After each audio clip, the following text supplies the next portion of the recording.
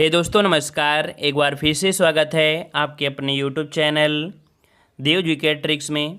तो दोस्तों हम यहाँ पर डेली की तरह हिंदी का फुल टेस्ट लगाएंगे, जहाँ पर आपकी 50 प्रश्न हैं और ये क्लास डेली होती है रात 8:30 बजे। आप किसी भी एग्ज़ाम की तैयारी कर रहे हैं, अगर आप डेली का डेली क्लास यहाँ पर लेते हैं तो आप हिंदी में पीछे नहीं रहेंगे, ठीक है, और अपने मुकाम तक आप ज़रूर पहुँचेंगे। तो चलिए स्टार्ट करते हैं। गुड इवनिंग सभी को, नमस्कार सभी को, जय हिंद। सभी लोग अपना ख्याल भी रखें, ठीक है, घर से ज़्यादा बाहर ना निकलें, ज़रूरत पे ही निकलें। चलिए स्टार्ट किया जाए। नमस्कार नमस्कार। चलो तो यहाँ पर देखो, पहला प्रश्न आपका यहाँ पर दिया गया है, क्वेश्चन नंबर 50। उसने एक मुकदमा दायर किया, अंग्रेजी में अनुवाद क्या होगा? चलिए जवाब दीजिए, यहाँ पर फटाफट जवाब दीजिए। उसने एक मुकदमा दायर किया, तो याद रखिए इसका राइट आंसर आपका क्या होता है। यहाँ पर उसने मतलब कह सकते हैं क्या हो जाएगा आपका ही, ठीक है, ही। और यहाँ पर कह सकते हैं क्या पता है, फील्ड ए स्वेट, इसका ऑप्शन बनेगा आपका बी नंबर आपका राइट हो जाएगा। उसने एक मुकदमा दायर किया, ऑप्शन आपका बी राइट हो जाएगा, याद रखिएगा, ठीक है। चलिए आगे बढ़ते हैं। प्रश्न आपसे अगला दिया गया है, ग्रामीण लोग यहाँ अधिकतर निरक्षर हैं, ठीक है, ग्रामीण लोग यहाँ अधिकतर निरक्षर हैं। इसका जवाब क्या बनेगा? आप देख सकते हैं कि आपके पीईटी एग्जाम में भी 5 क्वेश्चन आपके पूछे जाएंगे इसी प्रकार के, है ना। तो यहाँ पर देख सकते हैं कि आपका जवाब क्या बनेगा। लोग, ग्रामीण लोग मतलब the villagers here are mostly illiterate. कौन सा? इलिटरेट। ऑप्शन कौन सा बनेगा? यहाँ पर बनेगा डी नंबर, और जिसका भी ऑप्शन डी आया है बिल्कुल राइट हो जाएगा, ठीक है। आगे बढ़ते हैं। तीसरा क्वेश्चन दिया गया है यहाँ पर, क्वेश्चन नंबर 52 दिया है कि the teachers was a man of fearless spirit. इसका हिंदी में अनुवाद क्या बनता है? चलिए इसका जवाब दीजिए, जिसे आ रहा है जवाब दीजिए, और जिसे नहीं आ रहा है तो बस आपको देखते चलना है, ठीक है ना। चलिए तो यहाँ पर आपका जवाब बनेगा ऑप्शन राइट आपका सी नंबर। याद रखिएगा, शिक्षक निर्भीक व्यक्ति थे, ठीक है, क्या? शिक्षक निर्भीक व्यक्ति थे, ऑप्शन बनेगा 52 का यहाँ पर आपका सी नंबर, ठीक है। अगला क्वेश्चन यहाँ पर आपसे पूछा गया है, कह रहा दिया गया है the magistrate order an inquiry. इसका हिंदी अनुवाद क्या बनेगा? चलिए 53 नंबर में इसका हिंदी अनुवाद करना है। तो यहाँ पर देखो दिया है द मजिस्ट्रेट, है ना, मजिस्ट्रेट ने जांच के लिए आदेश दिया, ऑप्शन बनेगा आपका बी नंबर राइट हो जाएगा, बी नंबर। अगला क्वेश्चन दिया गया है, निम्नलिखित में से सकर्मक क्रिया। इसमें से कुछ क्वेश्चन आपके 4 क्वेश्चन गद्यांश के यहाँ पर छोड़ दिए गए हैं, ठीक है, गद्यांश आपका छूट गया है। चलिए यहाँ पर बताइए, निम्नलिखित में से सकर्मक क्रिया छांटना है। कह रहे चलना, सोना, मुस्कुराना और लिखना। सकर्मक मतलब कह सकते हैं जो क्रिया कर्म के साथ आपकी पूरी होती है उसे सकर्मक कहते हैं, है ना। तो यहाँ पर बताइए कौन सा जवाब बनेगा। चलिए यहाँ पर 58 का ऑप्शन आ चुका है, यहाँ पर कुछ लोगों का जवाब आया है। चलिए देखो इसका राइट आंसर आपका हो जाएगा लिखना, है ना, लिखना आपका जो आपका है ये सकर्मक क्रिया है। और हमने आपको बताया भी था कि जो क्रिया दी होती है उस पर एक क्वेश्चन करना होता है। क्या क्वेश्चन?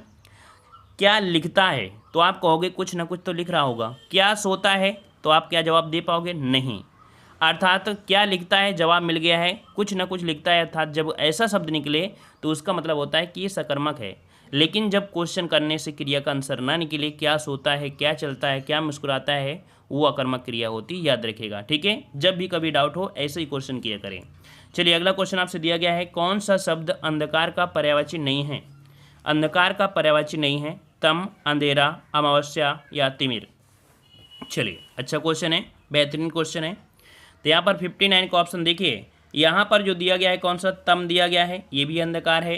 अंधेरा तो आपका है, तिमिर भी आपका दिया है, लेकिन अमावस्या या अंधकार का पर्यायवाची नहीं है, ऑप्शन सी राइट हो जाएगा। अगला क्वेश्चन आपसे दिया गया है, सही अर्थ वाला शब्द युग्म कौन सा है? कह रहा है आकार और आकार। क्या ये पॉइंट आपका सही दिया गया है? यहाँ पर क्या पॉइंट सही दिया गया है कि यहाँ पर आकार, आकर, अच्छा आकर दिया है, आकर मतलब होता है खान और आकार मतलब होता है आकृति। मतलब पहला ही पॉइंट आपका बिल्कुल सही हो गया है, क्योंकि यहाँ पर कुल और कुल, यहाँ पर शीतल तो होगा नहीं, है ना। तो यहाँ पर निर्झर दिया, क्या झरना होगा? नहीं। मतलब यहाँ पर ऑप्शन आपका ए राइट आपका हो जाएगा, ठीक है। चलिए अगला क्वेश्चन दिया है, जो कम खर्च करता हो इस वाक्यांश के लिए एक शब्द बताइए। जो कम खर्च करता हो उसके लिए एक शब्द आपको बताना है। चलिए यहाँ पर बताइए, फटाफट जवाब दीजिए। यहाँ पर सही जवाब क्या हो जाएगा 61 नंबर में। समय अच्छा है, बेहतरीन है, और जवाब यहाँ पर भी आ चुके हैं 61 नंबर में कुछ लोगों के। जो कम खर्च करता है उसे हम बोलते हैं मितव्ययी। याद रखिएगा, इसका राइट आंसर आपको लगाना है सी नंबर, मितव्ययी लगाना है। ठीक है, अगला क्वेश्चन दिया है शुद्ध शब्द आपका कौन सा है, शुद्ध शब्द आपका कौन सा है यहाँ पर बताइए। कह रहा है चिन्ह। तो देखो चिन्ह हमने आपको बताया था, जो चिन्ह आपका होता है ना, चिन्ह जो आपका होता है उसमें से यहाँ पर जो आपका दिया गया है, आपका हा दिया है ना चिन्ह, तो यहाँ पर आपने देखा होगा हा जो होता है तो हल्का सा अंदर से आपका लगा होता है, तो ये आपका वो नहीं है। कृपा गलत दिया है, दवाइयाँ गलत है, निर्भर ऑप्शन राइट आपका डी हो जाएगा। हमने सब कुछ आपको पढ़ा दिया है और लगातार अगर क्लास लेते हैं टॉपिक वाइज वाली तो आपको दिक्कत कभी नहीं आएगी। ठीक है, चलिए निम्नलिखित में से कर्ता कारक वाला वाक्य छांटिए। कर्ता कारक वाला छांटा मतलब वाक्य आपको छांटना है। कर्ता कारक मतलब फोकस किस पर किया गया हो, कर्ता पर फोकस किया गया है, वहाँ पर कर्ता कारक होता है। मोहन को जाना है, शीला को रोटी खिलाओ, शाम को मत आना, विमा को पुस्तक दे दो। चलिए यहाँ पर जवाब 63 नंबर में, चलिए 63 का ऑप्शन आ रहा है यहाँ पर ऑप्शन राइट। अच्छा देखो यहाँ पर दिया है ऑप्शन ए नंबर। भाई सभी लोग जवाब एक साथ दीजिए कि कौन सा लॉक किया जाए, क्योंकि काफ़ी समस्याएं आ रही हैं इसमें सभी को। भाई देखो यहाँ पर कह सकते हैं कि यह वाक्य कर्ता कारक में कौन सा है, यहाँ पर दिया है मोहन को जाना है, तो ऑप्शन ए नंबर ही आपका राइट हो जाएगा। इसमें से फोकस आपका कर्ता कारक आपका है। रोटी दिया है, यहाँ पर दिया है पुस्तक दिया है, ये कर्म कारक है। ये तीनों जो आपके हैं कैसे हैं, ये कर्म कारक है, लेकिन फर्स्ट वाला पॉइंट आपका कर्ता कारक है। अगला क्वेश्चन दिया गया है निम्नलिखित में से पुल्लिंग शब्द आपको बताना है। वीडियो को लाइक शेयर भी करते रहिए भाई, जितने लोग जुड़ते जा रहे हैं या जुड़ चुके हैं अभी तक वीडियो को लाइक नहीं किया है तो वीडियो को भी लाइक शेयर करें। आप लोग मोटिवेट किसी व्यक्ति को नहीं बनाते हैं, अगर आप लोग डेली पढ़ते हैं तो आपको भी किसी व्यक्ति को मोटिवेट आपको बनाते रहना है, ताकि अगर वो बीमार भी हो या किसी प्रकार से हो तो आपके प्रति एक लगाव भी रहे कि नहीं हमें आज क्लास लेनी है। नहीं तो यही होगा कि चलो आज बीमार हैं तो चलो ना लेते हैं। तो ये तो आपका फ़र्ज बनता है यार, लाइक शेयर कर दिया करें। चलिए बताइए निम्नलिखित में से पुल्लिंग शब्द आपको छांटना है। चाहत कैसी है, रंगत कैसी है, मेहनत कैसी है, आहार कैसा है। तो यहाँ पर 64 का ऑप्शन कौन सा आ गया, डी नंबर। आहार शब्द जो आपका है कैसा है, तो आपका पुल्लिंग है, ऑप्शन आपका डी राइट हो जाएगा। और जिसका भी जवाब आ रहा है डी नंबर बिल्कुल राइट है। ठीक है, अगला क्वेश्चन दिया गया है पति शब्द का अविभक्तिक बहुवचन होता है। चलिए पति शब्द का अविभक्तिक बहुवचन इनमें से क्या हो जाएगा। चलिए 65 नंबर में, तो यहाँ पर आपका जवाब बनेगा पति। अच्छा ये बताइए पति बहुत होते हैं कि एक होते हैं, पतियों होता है क्या, एक व्यक्ति के बहुत पति मतलब एक लेडीज मतलब ये जो होती हैं उसके बहुत पति होते हैं क्या, पति पतियों ऐसे बोलेंगे क्या, नहीं भाई पति है तो पति ही होगा, है ना। यहाँ पर ऑप्शन जो बनेगा क्या हो जाएगा 65 का ऑप्शन ए हो जाएगा, पति का बहुवचन पति ही होता है। ठीक है ना, और कुछ मत लगा देना जो एक के साथ कई फ्री कर दो आप। ठीक है, ऑप्शन बनेगा कौन सा, सी नंबर। अगला क्वेश्चन दिया गया है निम्नलिखित में से निर्देश चिन्ह कौन सा है। निर्देश चिन्ह आपका कौन सा है, यहाँ पर निर्देश चिन्ह आपको बताना है। चलिए तो देखो निर्देश चिन्ह की अगर बात करते हैं तो यहाँ पर जो योजक चिन्ह होता है उससे थोड़ा बड़ा होता है, योजक चिन्ह से थोड़ा सा बड़ा होता है, जो कि यहाँ पर आपका कौन सा हो जाएगा, डी नंबर आपका राइट हो जाएगा। और इन सभी के बारे में आप लोग जानते हैं, प्रश्नवाचक है, संबोधन है ना, तो इस बारे में सभी लोग जानते हैं, कोई दिक्कत आपका नहीं होगी, है ना। कोई दिक्कत है किसी को, इनमें अभी तक कोई किसी को दिक्कत यहाँ पर नहीं होना चाहिए। ठीक है ना, क्लियर है। चलिए आते हैं अगले स्कोर प्रश्न आपसे अगला पूछा गया है, इसमें ये अल्प विराम है। ठीक है, आपका अल्प विराम है और अर्ध विराम होता है तो बिंदिया भी होती है। ठीक है, अगला दिया गया है सदा एक समान रहने पर लोकोक्ति प्रयुक्त होती है।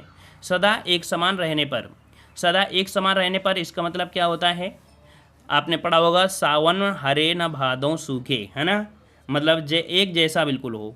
तो यहाँ पर आपका जवाब यहाँ पर हो जाएगा कौन सा, ऑप्शन बनेगा आपका बी नंबर आपका राइट हो जाएगा। ठीक है, अगला क्वेश्चन आपके सामने दिया गया है, कह रहा है शास्त्र प्रवीण महाविद्यालय में पीताम्बर धारण करने आते हैं।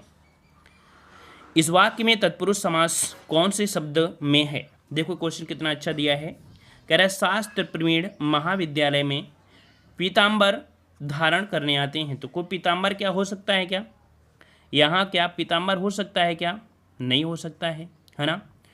तो यहाँ पर महाविद्यालय भी नहीं हो सकता, क्यों, क्योंकि यहाँ पर महाशब्द लगा है और बताया था कर्मधारय होता है, तो ये भी नहीं है।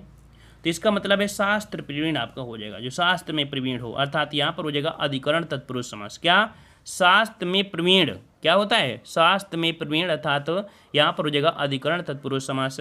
तो ऑप्शन आपका राइट कौन से बनेगा, ए नंबर। समझ में आ गया होगा, अच्छा क्वेश्चन है। चलिए आते हैं अगले प्रश्न को। प्रश्न आपसे अगला क्वेश्चन पूछा गया है, agenda is sent here with के लिए यहाँ पर अनुवाद क्या हो जाएगा। इसका अनुवाद क्या बनता है, एजेंडा, आपने नाम सुना होगा।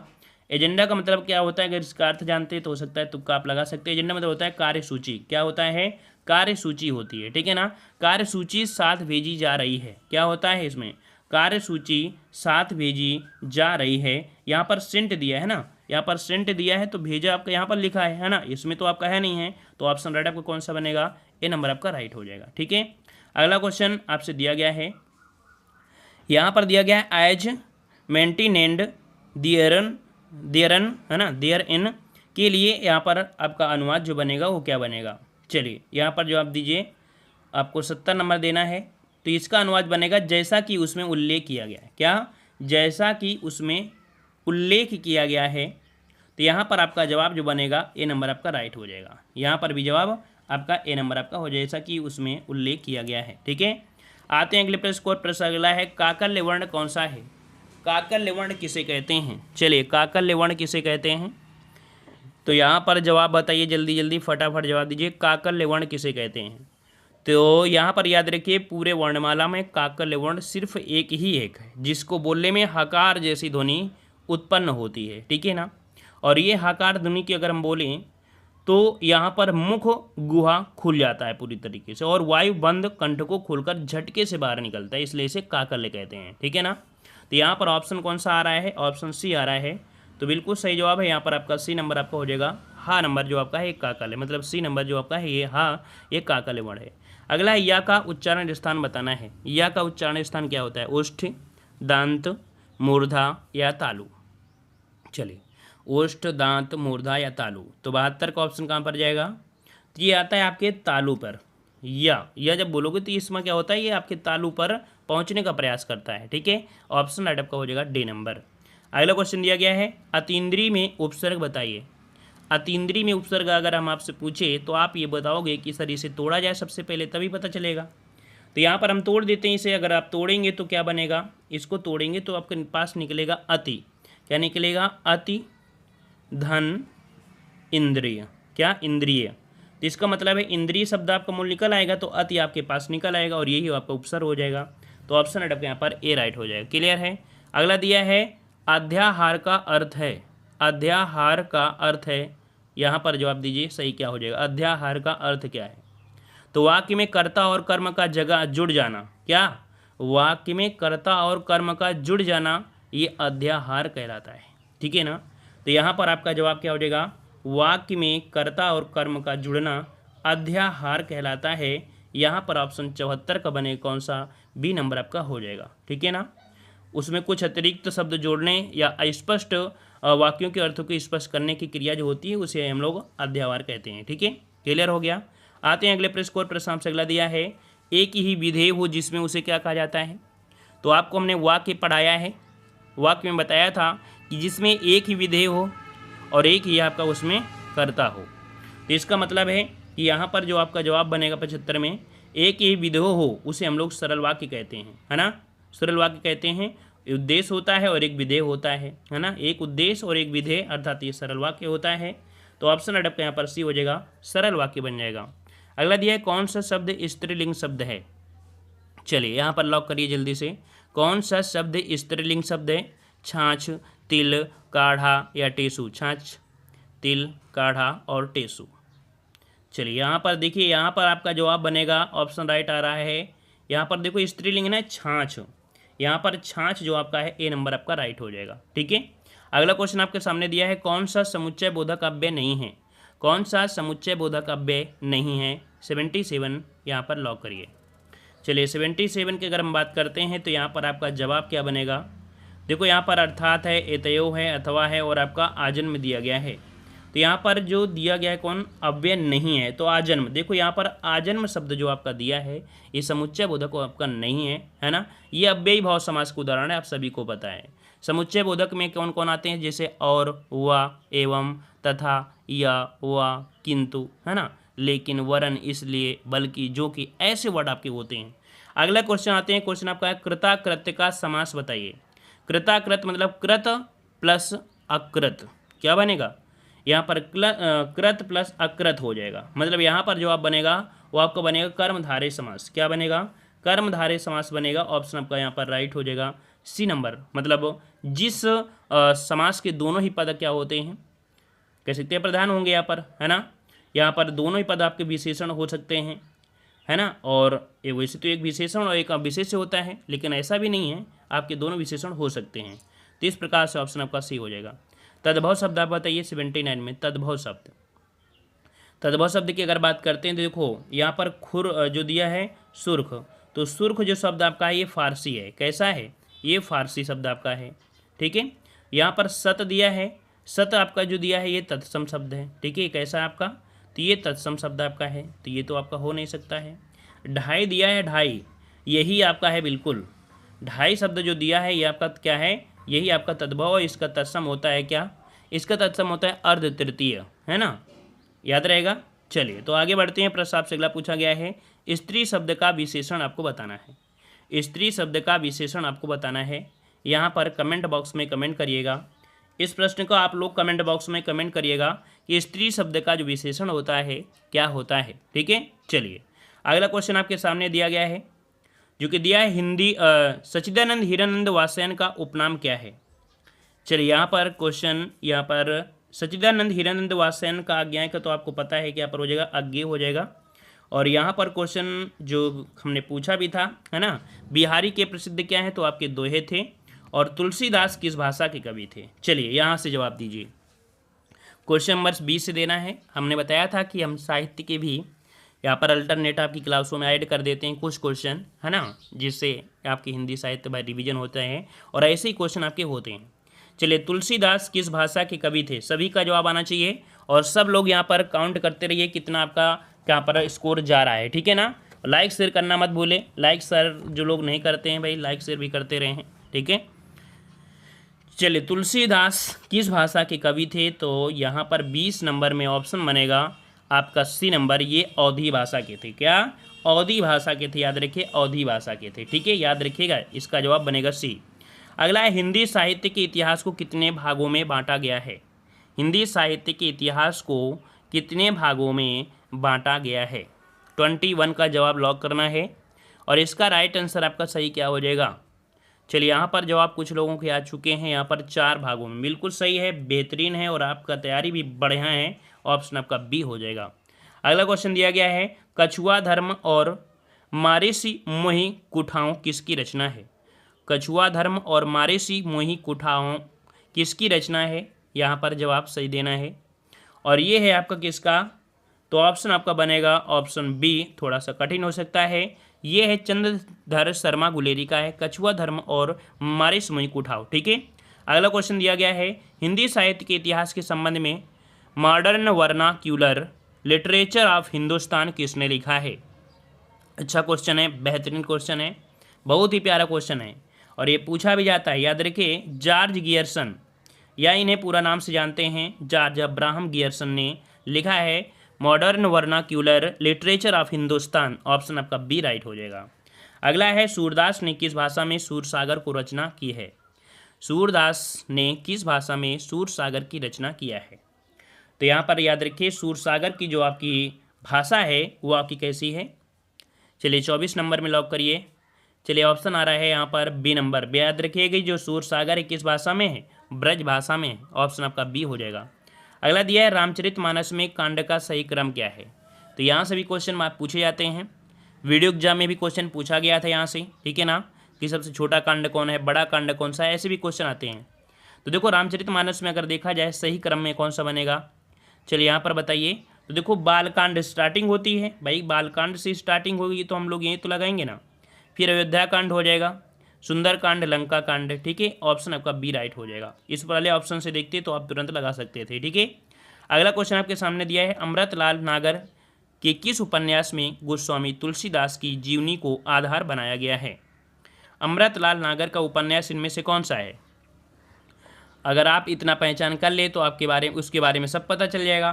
तो अमृतलाल नागर ये आपका है मानस का हंस, ठीक है। मानस का हंस में गोस्वामी तुलसीदास जी की जीवनी को आधार बनाया गया है। ऑप्शन आपका यहाँ पर सी राइट हो जाएगा। ठीक है, चलिए आगे बढ़ते हैं। क्वेश्चन आपसे दिया गया है, डॉक्टर नगेंद्र ने किस युग को स्थूल के प्रति सूक्ष्म का विद्रोह कहा है? डॉक्टर नगेंद्र ने किस युग को स्थूल के प्रति सूक्ष्म का विद्रोह कहा है? चलिए 27 को ऑप्शन लॉक करना है। यहाँ पर 27 का ऑप्शन क्या बनेगा? तो डॉक्टर नगेंद्र ने किस युग को स्थूल के प्रति, तो आपका जवाब हो जाएगा ए नंबर, भारतीय युग को। याद रखिए, डॉक्टर नगेंद्र ने किस युग को स्थूल के प्रति सूक्ष्म का विद्रोह कहा है? तो भारतीय युग को कहा है। ठीक है, ए नंबर। अगला क्वेश्चन दिया है, ठिठुरता हुआ गणतंत्र, इस व्यंग संग्रह के व्यंग्यकार कौन है? क्वेश्चन बहुत अच्छा है, बेहतरीन क्वेश्चन आपका है और यूपीएससी में पूछा जाने वाला बेहतरीन क्वेश्चन आपका है। ठीक है, ठिठुरता हुआ गणतंत्र, इसका जवाब देना है। 28 का जवाब यहाँ पर कुछ लोगों का आ चुका है, हरिशंकर परसाई। यहाँ पर ऑप्शन बनेगा कौन सा? D number.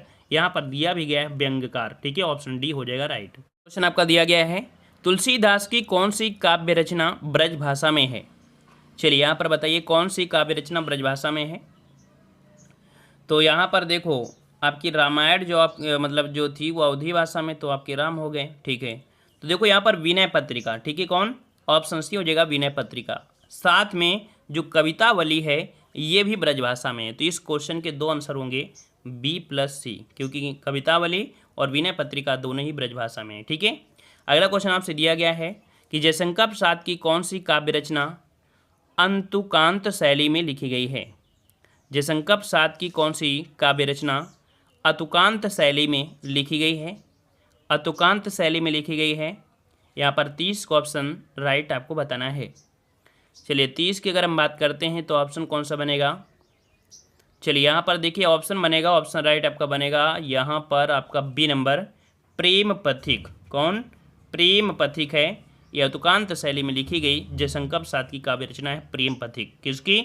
Jaishankar Prasad. Direct question पूछ लेता है प्रेम पथिक किसका है, तो जयशंकर प्रसाद।